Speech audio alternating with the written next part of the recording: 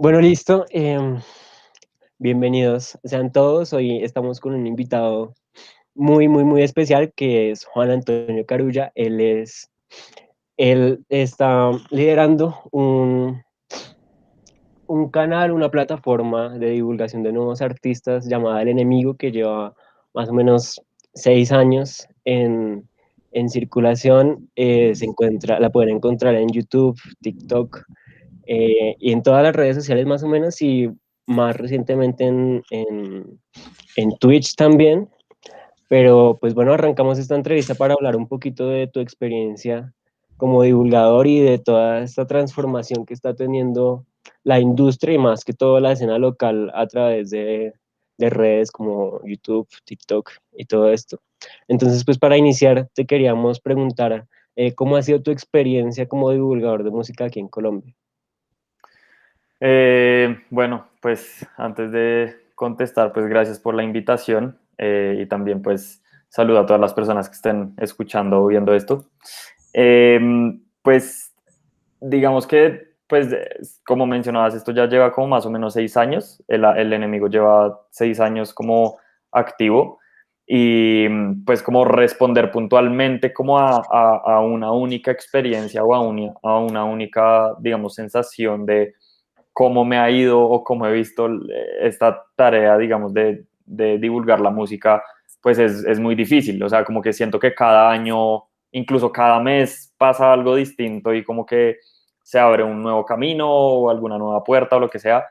Digamos que cuando yo empecé, la gran mayoría de medios de comunicación enfocados en música eran sobre todo medios como con formatos muy tradicionales, es decir, la mayoría eran en formatos escritos, todo lo que era Shock, Cartel Urbano, eh, pues digamos Radiónica, todas las emisoras de radio, todas, Vice incluso, todas eran como muy enfocadas hacia el formato escrito y como que buscaban equilibrar un poco artistas internacionales y artistas nacionales.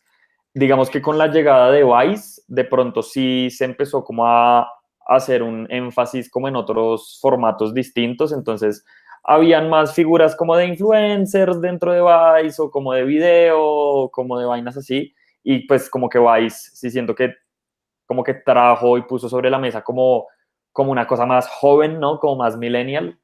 Eh, pero entonces siento que lo que le empezamos a apostar con el enemigo fue como ya llevar al extremo el formato de las redes sociales, de divulgar a través de redes sociales, de interactuar con las redes sociales, de acoplar los formatos de divulgación en redes sociales, más, pues, o sea, sumado como a la línea editorial que es eh, casi estrictamente música colombiana. Entonces, digamos que para responder un poco más puntualmente, sí ha sido todo un reto y siempre es un reto, por un lado, entender las redes y acoplar los formatos a las redes sociales, por un lado. Por eso es que estamos, como decías ahorita, en TikTok, en Twitch, en Instagram, en Twitter, en Facebook, o sea, estamos en todos lados. Ujú. También entendiendo cuál es el formato que mejor me funciona y lo que sea. Entonces, eso por ese lado es un reto. Por el otro lado también es entender bien qué es el enemigo como en el mundo periodístico, porque claro, el enemigo cae como en una suerte de que no es ni un influencer per se, pero tampoco es un periodista. Entonces es como una cosa ahí amorfa en la mitad, como que juega un poco como con ambos mundos. Entonces eso siempre va a traer retos, como pues sobre todo mucha exigencia de ambos lados, como de ambos formatos o de ambas disciplinas. Eh, y pues yo creo que también uno de los retos más grandes o como de las cosas más claves de estos 6 años es como entender que la industria de la música en Colombia todavía es muy chiquita y que el colombiano de a pie no le apuesta y no le interesa apostarle a la música colombiana. Entonces, digamos ahorita que estábamos viendo hablando de canales como José M, fíjate que José M se volvió gigante de la noche a la mañana, pero hablando de artistas internacionales. O Alvin Schutmat. Alvin Schutmat también se volvió gigante, pero hablando de artistas internacionales y de figuras super mainstream. La apuesta del enemigo y la apuesta de los medios locales, que no sé, supongo que ahorita hablaremos, es precisamente hacer, como insistir en los artistas colombianos por miniaturas que sea. Y eso ha sido todo un reto porque el crecimiento ha sido realmente muy, muy guerreado, muy guerreado. Entonces, pues siento que eso es un poco la respuesta. Vale, pues muy interesante. Digamos que nos hablabas un poquito como de toda esta serie de retos editoriales, un poco como con perfilar un poquito a lo que es la plataforma del enemigo, pero también hablabas de la versatilidad y de lo cambiante que es la industria, más que todo aquí en Colombia. Por eso te queríamos también preguntar ¿cuáles son las mayores dificultades o las mayores barreras a la hora de divulgar nuevos artistas aquí en Colombia? Perdón? Fíjate que yo diría que no hay ninguna barrera. O sea, si son nuevos artistas, incluso artistas que ya están medianamente posicionados, eh, el 90% son muy fáciles de contactar. La gran mayoría de artistas te responden por Instagram. La gran mayoría de artistas les interesa también como aportar a la cultura y aportar a los nuevos medios. O sea, siento que sí hay como una dinámica de interdependencia y de codependencia como de la industria, es decir, el medio no existe sin el artista y el artista no existe sin el medio. Eh, pues, a grandes rasgos, pero... Eh, entonces yo, o sea, realmente no siento que haya alguna dificultad en cuanto el medio o el periodista acercarse a X o Y artista. Obviamente hay experiencias de experiencias y casos puntuales de pronto un artista que no, o sea, yo he tenido casos de artistas que no les gustan las entrevistas o que les gustan las entrevistas pero no les gusta mostrar la cara, que prefieren ser un poco bajo perfil, o artistas que prefieren el formato escrito y no en video, o de pronto artistas que son muy malos para las entrevistas. Entonces como que uno le tiene la entrevista súper preparada y no, y como que no te saben contestar bien y solo contestan con sí, no, ok, bueno. Entonces, pero esos son como más gajes del oficio, Y pero eso y hay algo que pasa con cualquier entrevista, ¿no? sí, exacto. O sea, son gajes del oficio, así como puedes tener invitados increíbles, digamos, como, no sé, Diamante Eléctrico, que los entrevisté hace poco y fue una charla así como de amigos, o qué sé yo, como con Big Mike o como con Ángel Dúmile, que son entrevistas como muy parchadas. Pues hay otros artistas que o son muy penosos o se levantan con un mal día, pero, o sea, volviendo a la pregunta inicial, yo realmente no siento que haya ninguna limitante. Pues, o sea, obvio, si tú quieres entrevistar a J Balvin, pues échate la bendición y miras a ver cómo haces para hablar con el man, pero el resto, yo siento que la industria es muy abierta a colaborar, la industria es muy abierta a colaborar y todos siempre van a estar dispuestos a abrirle la puerta a la persona de al lado. Hace un momento decías que pues canales como el de José M pues crecieron como de un momento a otro, quizás por el tipo de contenido que él hace, pues enfocado a la parte pues artística internacional. Uh-huh. Pero quisiera preguntarte a ti, ¿qué te motiva a seguir divulgando contenido enfocado como en la industria nacional? ¿Qué te hace creer a ti que hay que apostarle a lo colombiano y no tanto a lo internacional? Claro, pues, pues son un montón de cosas. Digamos, una respuesta rápida podría ser como a quién le sirve hablar de un artista internacional. Sí, como no siento que sea un aporte para la cultura colombiana que yo dedique tiempo para hablar de The Weeknd y de Taylor Swift y de Tame Impala para un público colombiano? ¿De qué o sea, qué aporte intelectual, cultural tiene hablar de artistas anglo que ya tienen toda la plata, que tienen toda la difusión, que tienen toda la atención de las redes, del internet, de los medios?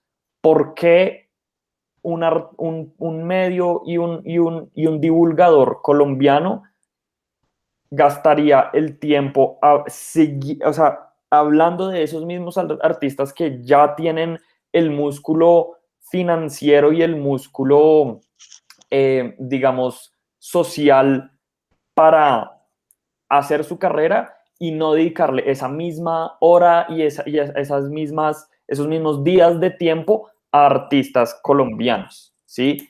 Esa es una respuesta, y eso también se liga, yo creo que como a una dinámica muy pues, económica al final del día. Es decir, si los artistas, y eso aplica en todas las disciplinas, o sea, no solo la música, pero si los artistas y el arte en general de nuestro país logra subsistir económicamente, las personas que vivimos de los artistas también vamos a poder subsistir económicamente, ¿sí? Entonces, si al artista colombiano que saca su disco grabado en su cuarto súper casero le va bien, a mí me va a ir bien.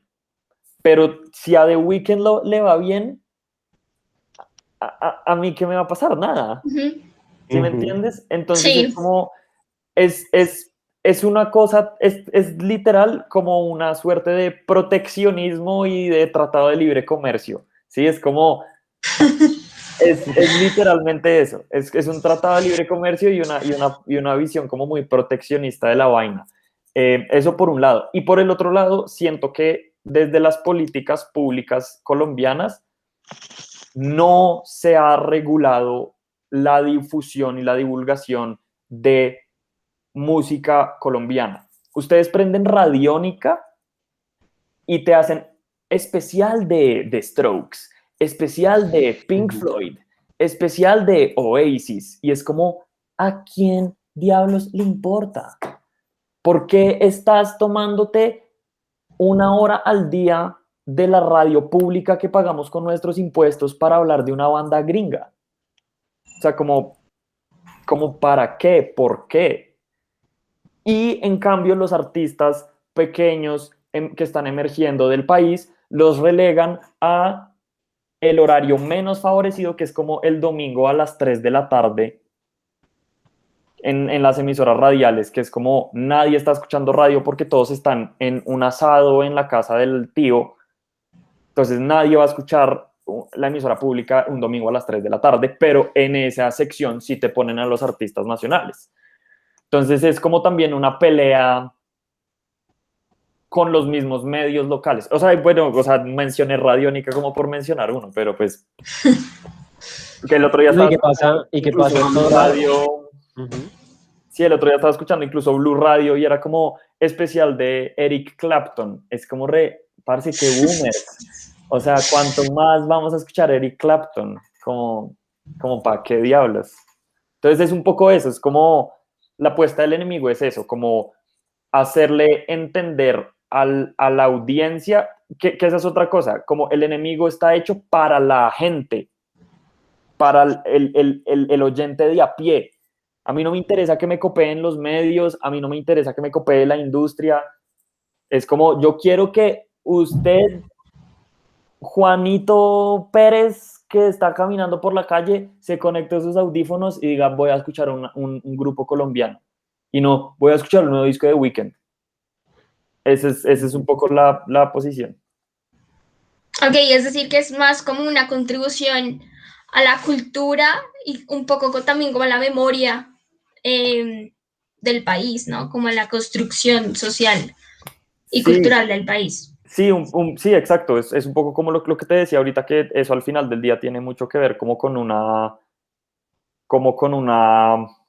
correspondencia también económica. Y es como yo prefiero que el colombiano al lado mío logre hacer su vida y su carrera artística, porque si a esa persona le va bien, a mí me va a ir bien. A mí no me interesa que The Weeknd y Bruno Mars sigan haciendo plata. Es como, no me interesa en lo absoluto. Eso por un lado, y por el otro lado, sí, obviamente es una cuestión también como de documentación y de memoria, aunque eso es algo que yo me latigo mucho también, y es como precisamente ahí es donde el formato periodístico cobra más sentido, porque el periodista tiende a cumplir mucho mejor el rol de documentar y de hacer memoria y de construir la historia a través de textos, de investigaciones, que de pronto el trabajo del enemigo no... O sea, claro, tú puedes buscar un TikTok que yo hice hace 3 años y seguramente aprendes algo, pero...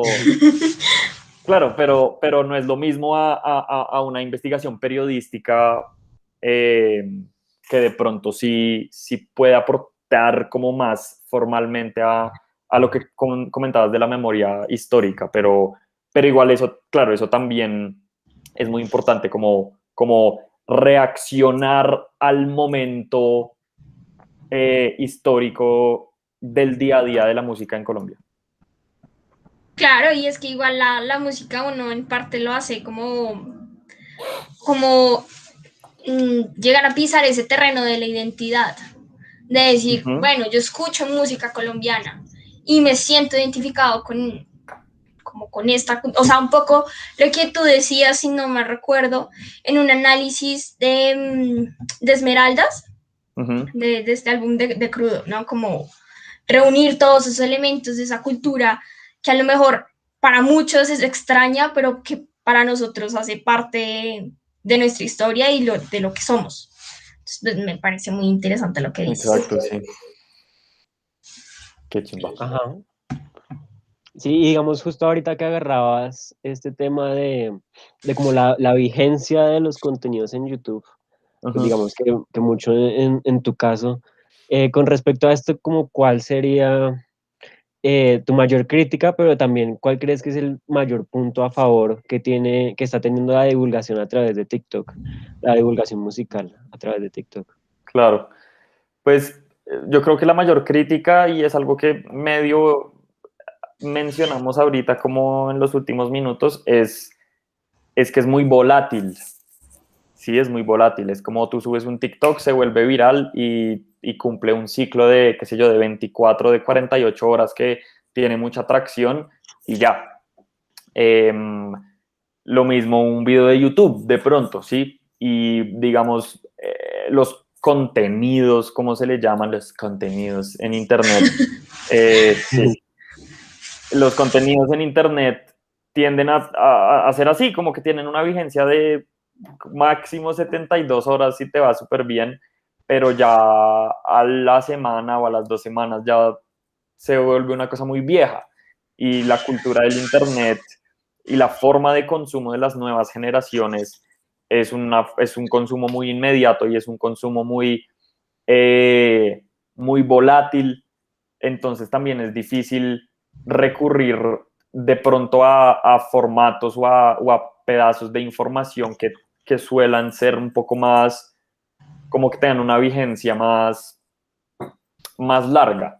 De todas formas, pues un texto también puede tener una vigencia muy corta, ¿no? O sea, un texto sale y a los 2 días ya, pues ya que, pero yo creo que esa sí es una crítica que le tengo como a las redes, como que a veces sí me raya como que sean como tan inmediatas y la cosa. Me molesta mucho también tener que depender tanto como del algoritmo y como jugarle a hacer un contenido de calidad, pero al mismo tiempo encajar en las reglas del berraco YouTube, que de hecho por eso es que me ha gustado tanto TikTok. Siento que TikTok es una plataforma mucho más libre.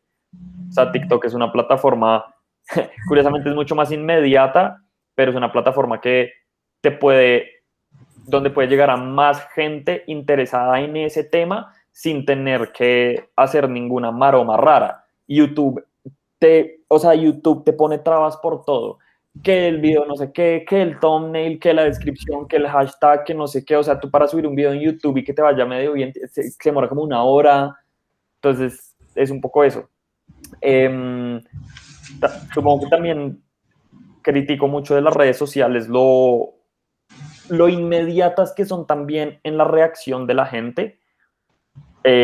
Digamos el caso de Twitter. Twitter es una red social horrible, o sea, es súper tóxica, súper violenta, súper agresiva, súper... es tenaz, o sea, es tenaz y siento que hay como toda una actitud generalizada como global de cómo se comporta la audiencia en Internet. Y es que, claro, como tú ves a la persona detrás de la pantalla, tú no, como que la empatía, es muy difícil sentir empatía detrás de un tweet o detrás de un video, lo que sea. Entonces, como que a la gente no le importa mucho reflexionar más allá de la opinión, así como violenta y ya. Entonces, eso también es complicado. Y cosas que sí me gustan, esa era la otra parte de la pregunta, ¿no? Como, Sí, Pi, ¿qué es lo más chévere que crees que te puede dar el trabajo ahorita a través de estas redes sociales? pues realmente es que te abre muchas puertas, te abre muchas puertas. Es decir, digamos, el enemigo puntualmente no hace plata, o sea, cero, cero, cero menos 0 pesos. El enemigo nunca en sus 6 años ha hecho plata. O sea, obviamente, si hago un evento, pues el evento hace plata, o si vendo camisetas, pues las camisetas hacen plata, pero, o sea, yo no vivo del enemigo, el enemigo no hace plata, pero todo el mundo me conoce por el enemigo. Entonces, como que, además, yo no estudié, yo no tengo diploma, yo no tengo carrera, pero como yo tengo mi trabajo hecho público, la misma industria confía en mi trabajo porque está público, ¿sí? Es mi trabajo, mi esfuerzo, mi conocimiento y mi aporte a la industria y al medio hecho público. Entonces, eso siento que es una herramienta brutal que tienen las redes sociales y que tienen estos formatos, y es el dejar constancia pública de tu trabajo y de tu talento y de tu esfuerzo. Entonces, cuando tú dejas, sea en un TikTok, sea en YouTube, sea en la red que sea, pero si tú dejas, y es que es literalmente eso, como por amor al arte, tu trabajo y tu talento público, la gente que sí tiene plata y te puede pagar por hacer un trabajo, te va a buscar. Porque tú eres el mancito ese de TikTok que sabe de música colombiana. Entonces, listo, llamen a Carulla, que ese man es el que sabe. Claro, yo no tengo diploma, yo no estoy en la U, yo nada, pero yo llevo 6 años rompiéndome la espalda aportando a la música hecha en Colombia. Entonces, ¿qué hubo? Que Canal 13 lo necesita para no sé qué, ¿qué hubo? Que esta empresa lo necesita para no sé qué, ¿qué hubo? Que fulanito necesita que lo ayude en un proyecto de no sé qué, listo, ¿qué hubo? Hagámosle. Eso es lo más importante que tienen las redes sociales y eso es algo que yo le agradezco todos los días al proyecto, y es el enemigo per se no me da dinero, pero me ha abierto todas las puertas posibles. O sea, he podido viajar, he podido tener trabajo, he podido participar en proyectos, he conocido gente que yo nunca pensé conocer en mi vida porque me ha abierto las puertas. Eso siento que es como lo más chévere de trabajar con redes sociales, y es que te abre las puertas a muchas cosas de tu misma carrera, pues. Claro, y que como tú mismo lo decías, el seguimiento a tu trayectoria, a tu trabajo, no te lo da un cartón, sino que te lo da en la misma capacidad de constatar que ahí mismo tienes como todo lo que tú haces, que es lo que te respalda a ti, es lo que tú dices y no lo que dice una institución de ti, como lo puede llegar a ser una universidad o lo que sea. Exacto, sí. Ujú. Y digamos que volviendo un poquito al terreno de, esta, de estas tendencias en divulgación que hay ahorita en YouTube, pues uno ve que son muchos los que hablan sobre los artistas locales en Estados Unidos, Ujú. sobre el impacto que pueden llegar a tener y asimismo es como se da el crecimiento de esos artistas allá en Estados Unidos. ¿Crees que el impacto que tienen estas redes es igual o más grande incluso aquí en Colombia con los artistas locales? ¿Cómo así? O sea, como que los medios, o sea, las redes o los medios. Ujú. Que si las redes están teniendo la misma ayuda para los artistas locales aquí en Colombia que como lo pueden hacer en otros países. Ah, hmm, pues es difícil porque, digamos, o sea, la cosa es que Estados Unidos, por ejemplo, es un país gigantesco. Entonces, digamos, allá tú puedes usar las redes sociales a tu favor para hacer tu carrera artística, pero estás compitiendo no con otras 50 personas, sino con otras 50.000, ¿sí? Como otros 50.000 artistas de tu, parce, de tu ciudad, porque como allá hay más oportunidades y tiene o sea, allá hay una industria mucho más desarrollada, digamos, en cuanto a la música, como que allá no es tan loco abandonar todo y volverte un artista, ¿sí?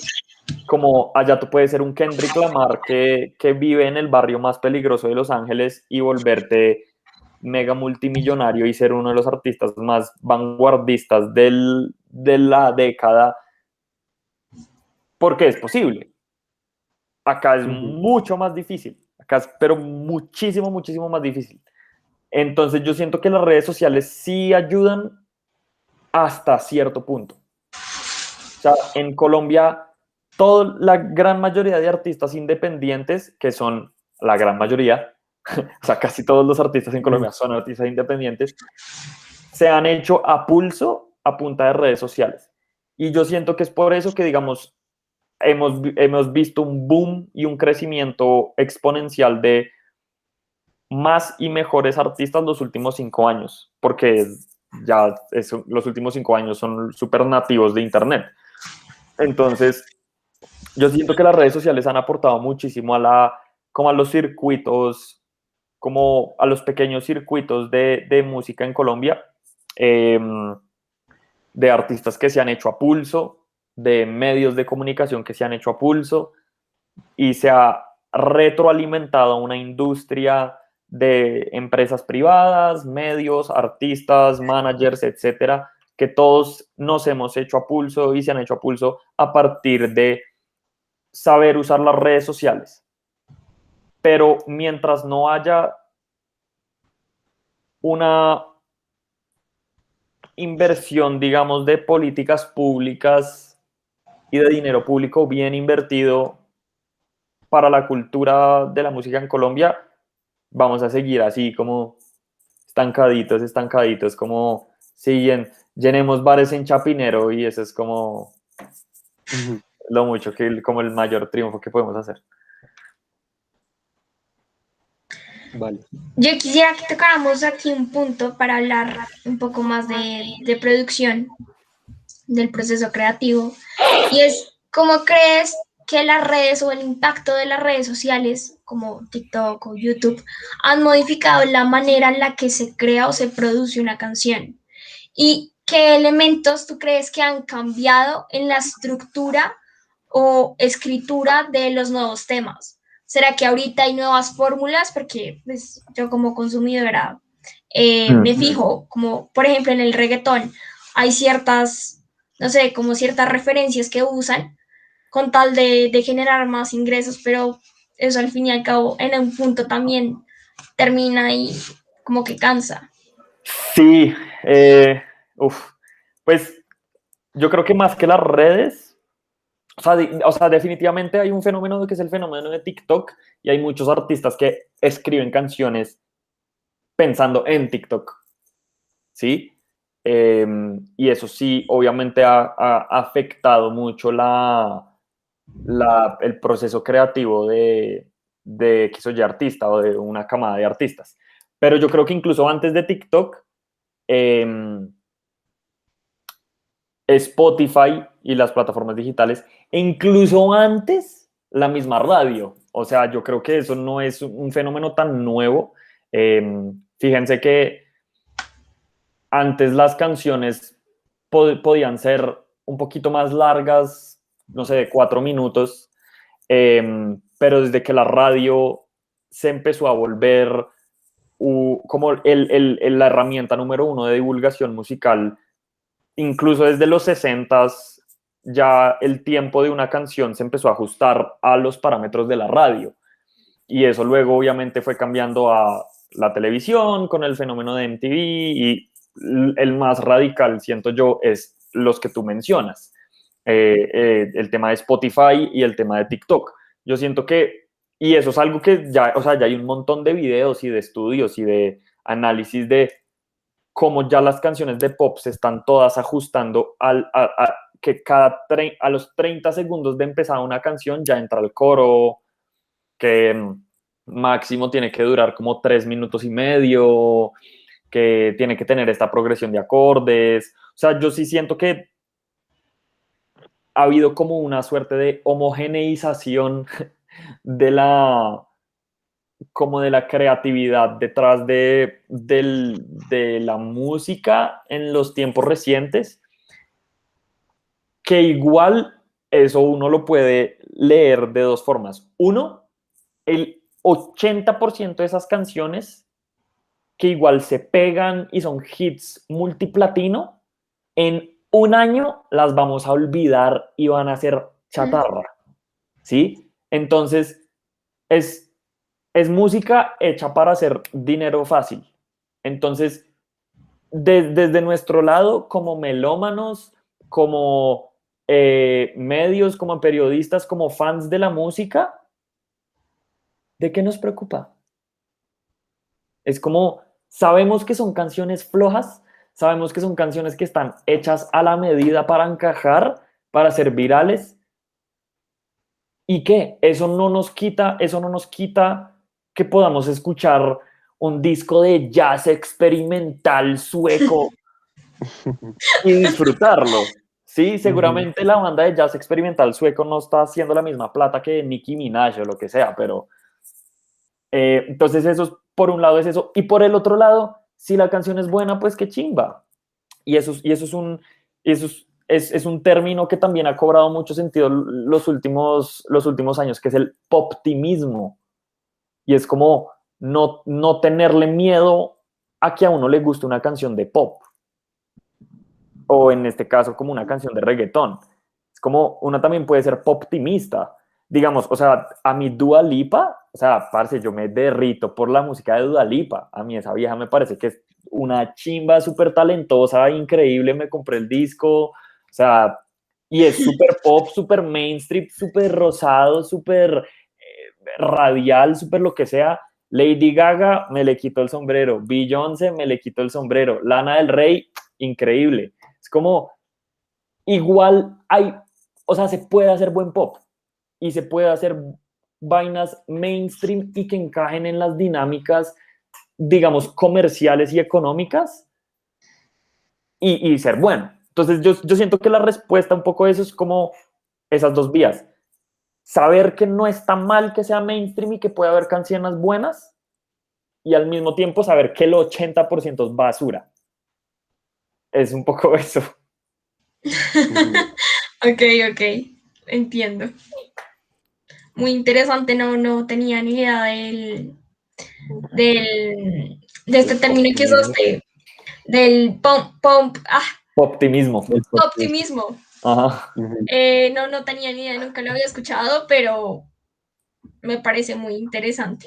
Pues a ver qué, porque a veces, no sé, he escuchado comentarios como, ay, a ti, ¿qué tipo de música te escuchas? ¿Te gusta escuchar? Claro, Y la gente es como, no, R&B, indie, yo no sé qué. claro. Y dicen, o sea, como que sienten miedo de decir reggaetón o pop, porque de Sí, una vez los encasillan como, ay, qué gente tan superficial, qué gente claro. como tan única y detergente, y es como, hay canciones también buenas. Claro, igual, o sea, igual es que yo creo que también ahí entra mucho la tarea de digamos, los medios o los periodistas que intentamos como hacer un aporte un poco distinto, y es como, yo no solo voy a hablar de los artistas que me gustan, sino también voy a hablar de los artistas que no me gustan, y voy a decir por qué no me gusta. Y también es como hablarlo desde un contexto macro, es decir, digamos, a mí el fenómeno de Bad Bunny, y aprovechando que su merced Santiago tiene el coso de Billie Eilish ahí atrás, yo siento que Billie Eilish y Bad Bunny son fenómenos completos de la generación Millennial Z, TikTok y el poptimismo. O sea, fíjense que Billie Eilish realmente, o sea, estéticamente Billie Eilish es una artista indie, pero es la popstar más grande de los últimos 5 años. Pero estéticamente es una artista indie y todavía sigue haciendo sus canciones en el cuarto con el hermano. Y eso yo siento que es una combinación de lo que se ha venido generando los últimos 20 años de el ethos como DIY, punkero, no nos importamos hacer la música desde el cuarto, combinado con vamos a usar el internet a nuestro favor, combinado con el poptimismo, que es como esta china, que es una rara con Tourette's, huevón, que canta rarísimo, Ajá. puede ser una popstar y qué chimba que sea una popstar y nos gusta a todos. Es lo mismo con Bad Bunny. Fíjense que Bad Bunny es de los pocos reggaetoneros que se mira con un ojo crítico en la comunidad alternativa. En la comunidad alternativa que son todos, uy, Miles Davis, uy, escuchemos Sonic Youth. Es como los alternitos se cuestionan por Bad Bunny. O sea, los alternitos y como la crítica musical y los medios se preguntan cómo va a ser el nuevo disco de Bad Bunny, qué está diciendo Bad Bunny. Nos interesa saber cómo es un disco de Bad Bunny, porque hay un poptimismo detrás y hay también una sensibilidad creativa por parte de él que se acopla a las nuevas generaciones. ¿Sí? Como fíjense que, o sea, no sé, como digamos Jay Cortés, o sea, Jay Cortés es muy chévere, pero no, como que a nadie le interesa mucho Es como cuestionar. ya saca un tema, pero está chévere, pero hasta Exacto, ahí. Bad exacto, Bunny exacto. siempre da pues, de Sí, qué Bad Bunny siempre hablar. es una Es noticia. impresionante. Bad Bunny siempre es una noticia. Entonces yo creo que es un poco también eso, como entender el fenómeno como cultural alrededor de la música y de los artistas de los cuales estamos hablando. Bueno, yo tengo una teoría como un poquito con lo que estamos hablando de los fenómenos de Billy y de Bad Bunny, y es que de pronto no solo, ¿cómo decirlo? No solo se trata de como de todo el entusiasmo que se puede generar por tratar de hacer las cosas distinto, por tratar de como traer una nueva propuesta, sino que también se refiere un poco como a la formación de una comunidad en torno al artista y su propuesta. Entonces, digamos que pues esa es, digamos, como un poquito mi explicación, y no sé si de pronto, al hablar un poquito de la escena local, uno puede hablar de que la vigencia de los productos, de la música que se está generando en, para la escena local tenga más validez de pronto por querer formar una comunidad que por querer generar views, que es como un poquito lo que pasa con el enemigo y todas estas cosas. No sé qué tan de acuerdo crees que estoy. Pues, o sea, yo creo que puede pasar por ambas cosas. Es decir, yo sí siento que si la prioridad número uno de un artista es hacer arte y hacer música, eso, eso se va a traducir en sinceridad, y esa sinceridad combinada con el talento del artista se va a traducir en comunidad. ¿Sí? O sea, yo no siento y yo no estoy de acuerdo en que un artista se deba preocupar primeramente por hacer una comunidad. Cuando un artista, y bueno, o sea, a ver, eh, no, es que hablar de los petit felas siempre es un tema muy polémico, pero digamos los petit felas. O sea, yo los petit felas, a mí no me gustan, no me gusta absolutamente nada los petit felas, pero a esos manes yo los admiro muchísimo, se hicieron su carrera a capa y espada, que chimba los felas, y les deseo los mejores éxitos. Pero, digamos, lo que yo siento con los Petit Felas, creo que se ata con lo que tú estás diciendo de crear comunidad. Ellos ya llevan ese crear comunidad a un extremo tal que parecen como una iglesia cristiana. El fenómeno de la hinchada también. Sí, es como ya, como que predican ya demasiado su música, que es como, o sea, como que a mi forma de ver y como a mí me llegan los Felas, es como más mercadeo que música. Y entonces yo creo que ahí devolviéndolo, y perdón por poner a una banda como puntual como ejemplo, no es como por tirarles la mala ni nada, es un ejemplo, pero yo sí siento que si un artista piensa primero en hacer comunidad, o si un artista piensa primero en cómo voy a vender el disco, o si un artista piensa primero en cómo voy a llegarle a la prensa de El Tiempo, cómo hago para salir en El Espectador, está jodido. Porque la prioridad número uno es cómo voy a terminar esta canción. Esa debería ser la prioridad número uno de un artista. ¿Cómo voy a terminar mi canción? ¿Le sirve mejor este acorde o este? ¿Hago esta melodía en sintetizador o la hago en el bajo? Y sacar las mejores canciones posibles. Esa debería ser la primera preocupación de un artista. Y yo siento que, volviendo a la pregunta que estabas haciendo de la escena local, sí siento que eso ha pasado. Fíjate que la preocupación número uno de la gran mayoría de artistas que hemos visto los últimos 5 años es: vamos a hacer música porque nos parece una chimba, y vamos a hablar de Transmilenio y del D1 y de Justo y Bueno, y vamos a hablar de que estamos tristes, y vamos a hablar de ir a la biblioteca Luis Ángel Arango, y vamos a hablar de las nubes de Medellín, porque es lo que sabemos hacer y es nuestra prioridad y es lo que nos interesa. Cuando esas preocupaciones son así de sinceras y es la prioridad de un artista, ahí sí se transforma orgánicamente en una comunidad, porque si yo les digo a ustedes dos: uy, parce, qué mamera, ese Trasmi estaba relleno, ustedes van a decir: ay, marica, sí, el Trasmi siempre está relleno. Entonces ya somos tres.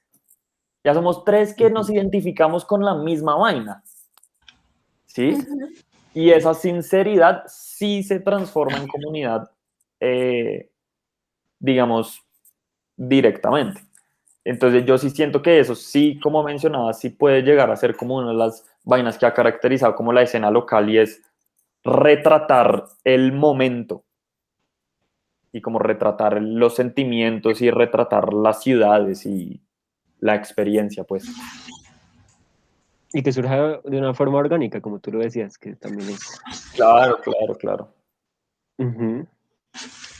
Bueno, también digamos que uno ve las plataformas del enemigo y yo creo que cualquiera que llegue, pues se puede dar cuenta de que en la escena hay casi que centenares de proyectos musicales que se enfocan en géneros muy diversos y que digamos, pues no sé si quizás solo mi percepción, pero pues uno puede creer que es casi hasta inimaginable que en ciertas regiones o en ciertos sitios del país se generen como una gran cantidad de géneros musicales que pues van desde el house hasta lo más autóctono posible. Y hablando también de estas tendencias que hay en TikTok, para ti todos estos géneros, todos tienen cabida o se pueden vincular fácilmente a estas dinámicas de producción en redes, o hay algunos para los cuales es imposible. No entendí muy bien la pregunta, perdón. Por ejemplo, pues si digamos con un ejemplo, ¿crees que para una banda, no sé, de cumbia es igual de fácil para venderse a través de TikTok que lo hace una banda de pop, de Okay. electrónica? Eh, pues, o sea, yo creería que sí al final del día. Es decir, sobre todo, perdón, sobre todo con una plataforma como TikTok, siento que todo es posible. O sea, el otro día me salió un video sugerido de McLaren y como de Renault, como de, o sea, ni siquiera como la marca, como de concesionarios de carros puntualmente, sino como McLaren y Renault de la Fórmula 1. Y era un TikTok, una cuenta de TikTok única y exclusivamente hechas para divulgar información y contenido de McLaren y Renault de la Fórmula 1. Y entonces es como, parce, si McLaren puede comunicar su producto y comunicar su filosofía a través de TikTok, ¿por qué no podría hacerlo una banda de cumbia o un productor de house? Sí, como yo creo que ya es una cuestión de si lo quiere hacer. Que eso sí es otra cosa que pues digamos, pues ya es de cada quien. Digamos, la gran mayoría de bandas de punk de pronto no les interesa usar TikTok, ¿sí? Hay muchas bandas de punk que ni siquiera están en Spotify porque pues su ética de trabajo no va con monetizar su música y monetizar su música a través de Spotify porque es una corporación y entonces no va con su ética de trabajo. Pero de pronto una banda de cumbia sí le interesa usar TikTok. Ahí ya es cuestión de la creatividad del artista. Entonces yo creo que no es que se le dificulte a algún género o algún nicho o algún artista más que otro. Yo creo que es cuestión de saber utilizar las plataformas y meterle creatividad al asunto. Y pues también es como en TikTok hay gente para todo y en TikTok hay cuentas para todo. Lo mismo en las otras redes, creería yo. Pero sí, yo creo que es un poco eso. Y con el conocimiento que tienes, hace un momento, pues hablabas un poco de la comunidad y sí, como del público en general. ¿Cómo crees que un artista independiente o que esté empezando le puede llegar a una mayor audiencia aprovechando plataformas como TikTok? Pues eso es otra cosa también que es importante como saber y es que cada plataforma, o sea, cada red tiene un tipo de público diferente. O sea, digamos, a mí la gente que, obviamente va a haber gente que te ve a ti en todas las plataformas, así como los fans número uno, que te siguen en TikTok, en Twitter, en Twitch, en Facebook, en lo que sea, las 10 personas, pero es un porcentaje de tu público muy pequeño. Ahora, uno tiene que entender que cada red social tiene un público distinto porque cada red social te exige un contenido distinto. Entonces, digamos, TikTok, a mí lo que me ha parecido increíble de TikTok es lo curiosa que es la gente. O sea, TikTok es una plataforma realmente es como de entretenimiento, de educación a través del entretenimiento. O sea, fíjense que la gran mayoría de cuentas de TikTok son cuentas de cocina, de ciencia, de cómo aprender a coser, de cómo aprender a montar una pecera, de cómo limpiar piscinas. Parce, yo sigo a una señora que es mexicana que limpia casas allá en Estados Unidos. Es increíble y es como TikTok es una plataforma para gente curiosa de cuentas que están haciendo contenido educativo. Entonces, si ustedes son artistas, yo siento que el contenido que debería ser un artista no es como hola, escucha mi canción, mira, hice una coreografía con mi canción, porque es como pues, qué bobada, o sea, más bien, enséñele a la audiencia cómo hizo la canción o haga un tour de su estudio y explique cómo son sus máquinas o haga un tutorial de su canción o sí, como yo siento que eso es lo chévere de TikTok. Y así con realmente como con todas las otras plataformas. Digamos, Instagram es una plataforma mucho más visual, entonces como que intentar hacer un contenido como más visualmente atractivo en Instagram y digamos, Instagram es una plataforma mucho más de comunicar como que el concierto, que el toque, que salimos en prensa, que lo que sea, lo mismo Twitter, YouTube, digamos, yo siento que YouTube es una red, porque al final del día YouTube también es una red social. Siento que YouTube no la han sabido aprovechar también los artistas locales, y es que al final del día YouTube no únicamente debería ser para publicar tu videoclip, que eso es un error que hacen muchos artistas, y es como, solo YouTube es para publicar el videoclip nuevo de mi canción. Y es como, bueno, pero ¿qué más va a hacer? O sea, tiene una plataforma gigantesca que sigue siendo la plataforma de consumo de música número 1 en Latinoamérica, que es gratis además. Entonces es como, bueno, publica el videoclip de tu canción, pero además publica, qué sé yo, un tutorial de cómo la hiciste, un detrás de cámaras del videoclip, publica una versión acústica, o sea, como también de forma creativa, es como audiovisualmente en YouTube puedes hacer lo que se te dé la gana. Entonces yo creo que es eso. Y si digamos al artista, como último consejo, si digamos al artista le abruma tantas redes o tanta lo que sea, escoja una. No tiene que tener presencia en todas. Escoja una y dedíquese a entender esa y a comunicar su arte a través de esa y ya. Qué buen consejo.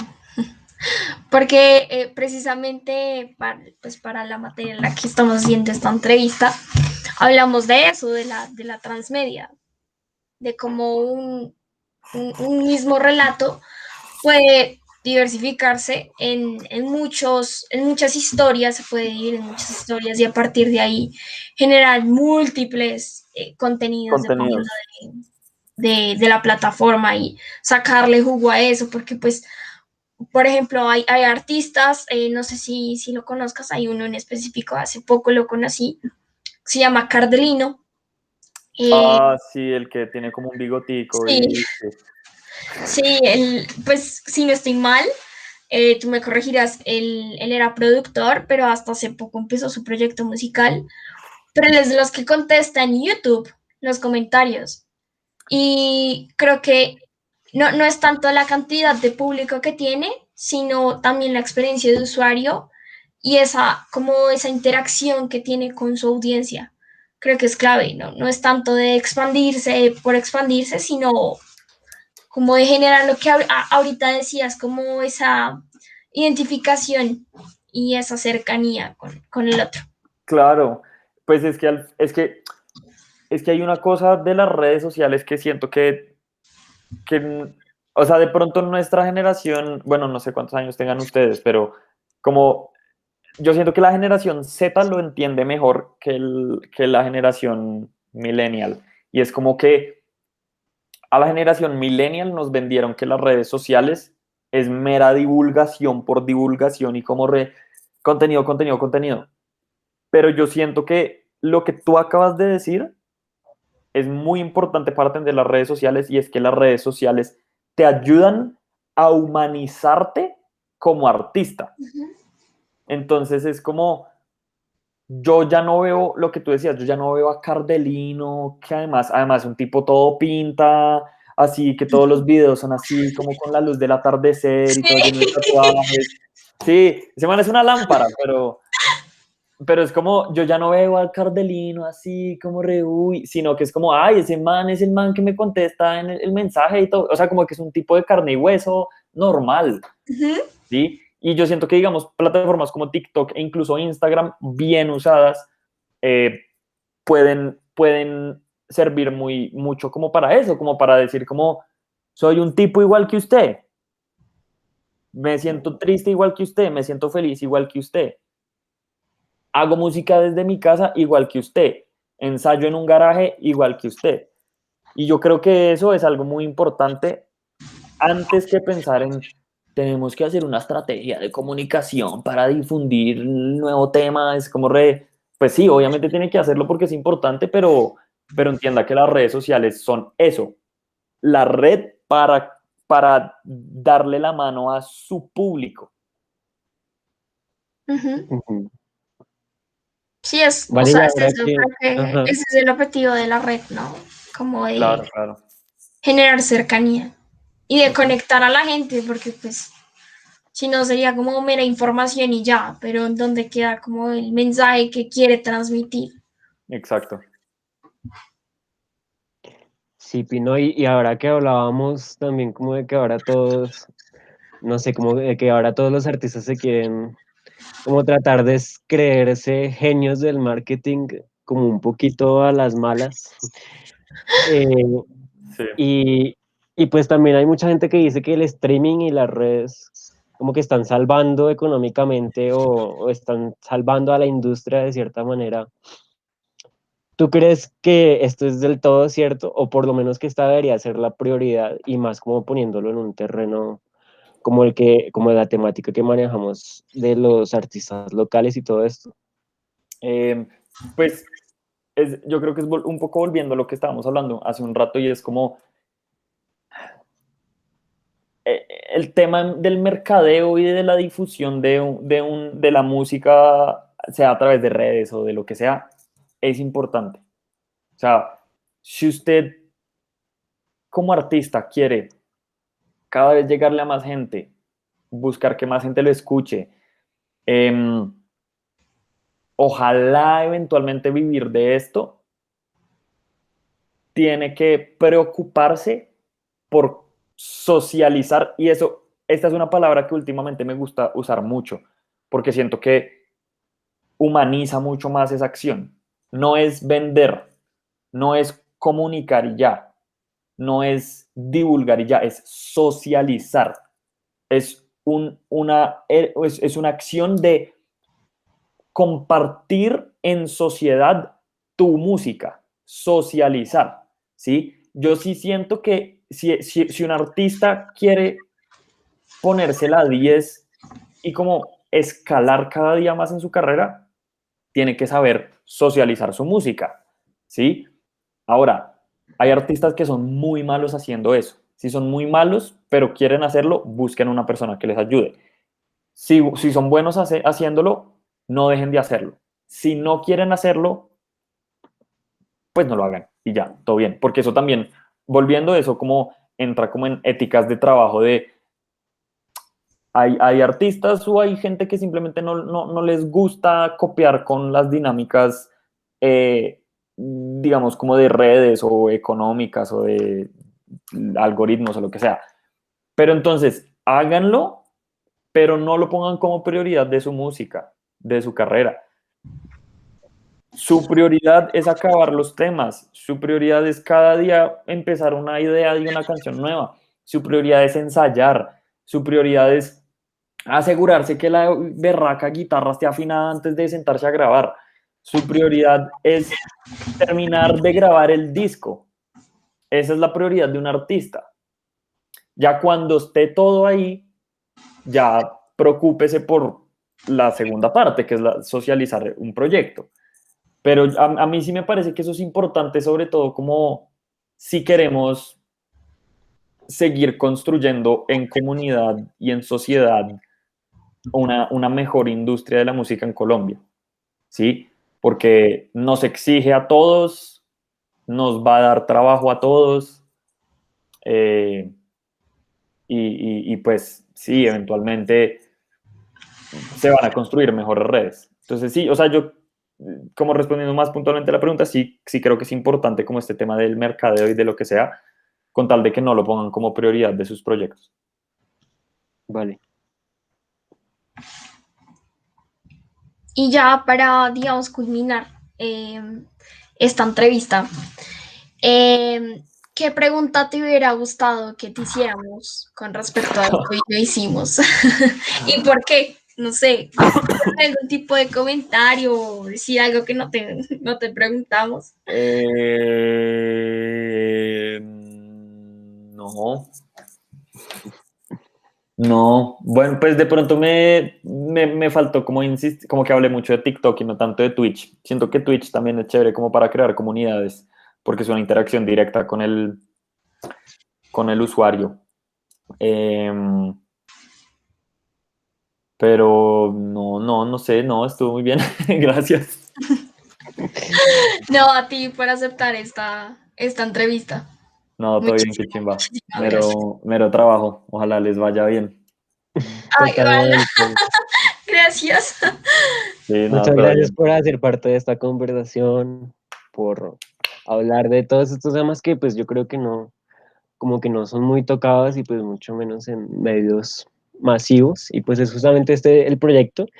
Así desde nuestra más honesto trabajo queremos como divulgar artistas que trabajen, que pues que también hagan parte de este fenómeno de redes, divulgadores, entonces pues Ujú. también pues cuenta con que trataremos de que el canal, de que la plataforma del enemigo pues llegue también a la mayor cantidad de personas que podamos. Qué chimba, no, severo. Creo que sí, ahí creo que los vi en TikTok, ¿no? Tienen un par de cosas ahí en TikTok. Ujú. Creo, ¿cómo es que se llama el proyecto? No, pues hasta ahora estamos montando contenidos, Ajá. entonces apenas tengamos como ya todo montado, te pasamos, Ah, bueno, listo, cortamos de una. redes contigo. Eso, no de una. No, yo quedo ahí pendiente. Cualquier cosa me escriben. Listo, cualquier cosa. Te escribimos, muchas gracias de verdad. No, todo bien. Muchísimas Un gracias, gustazo. Juan Antonio. Dale, todo bien. Que Cuídense. tengas buena noche, un Lo abrazo gigante. mismo. Dale, lo mismo. Si esto sí va a quedar grabado, ojo, Sí. que no se te Sí, pierda. ahorita no. Ah, mentira. Que no pasa nada, nosotros, O sea, Sí, ¿qué tenemos hago? todo Santi. bajo control. ¿Pero qué hago? O sea, cierro, me salgo, cuelgo. No, solo con que le des colgar, ya no pasa nada. Bueno, Sí, breve. Santi detiene la grabación, no te Ajá. preocupes. Sí. Chao.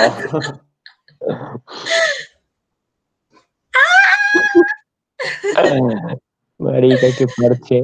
¿Cómo crees que salió?